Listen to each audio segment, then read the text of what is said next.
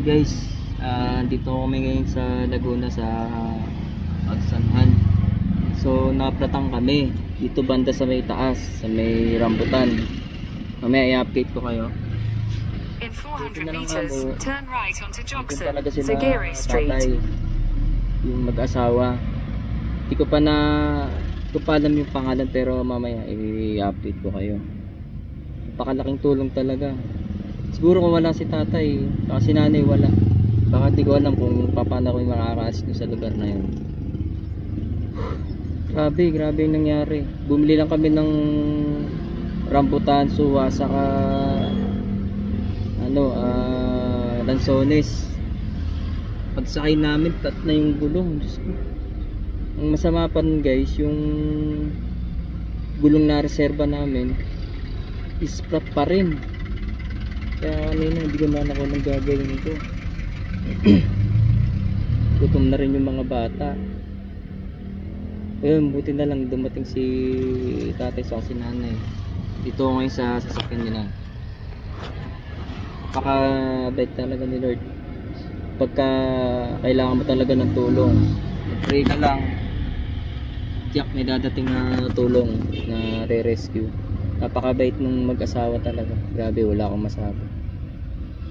Tignan nyo, dinala pa ako dito sa may bayan ng Pagsanhan, sa vulcanizing, para lang mapabulkanize yung aking dalawang gulong, itong reserba. Tapos yung isa na ginagamit namin sa sasakyan, yung stock nandun sa likod. Kaya napakalaking tulong talaga, grabe. Hindi ko in-expect tong araw na to.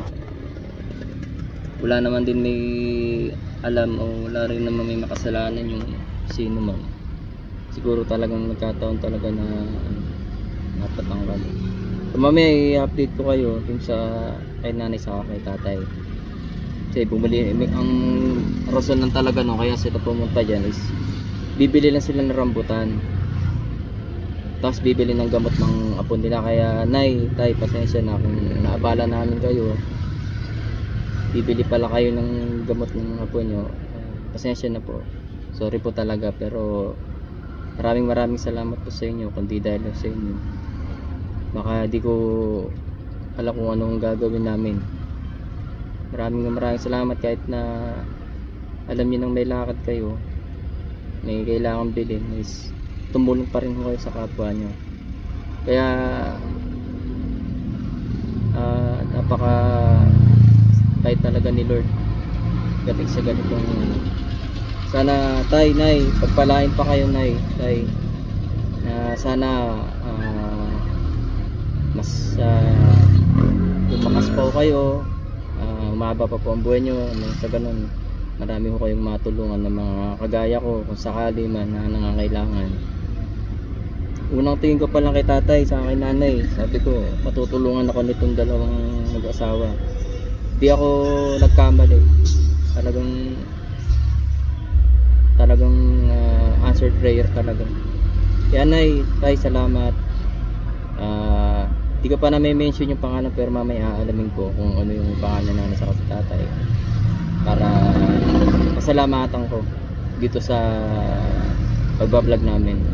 Mamaya po i-update namin mo kayo ano po.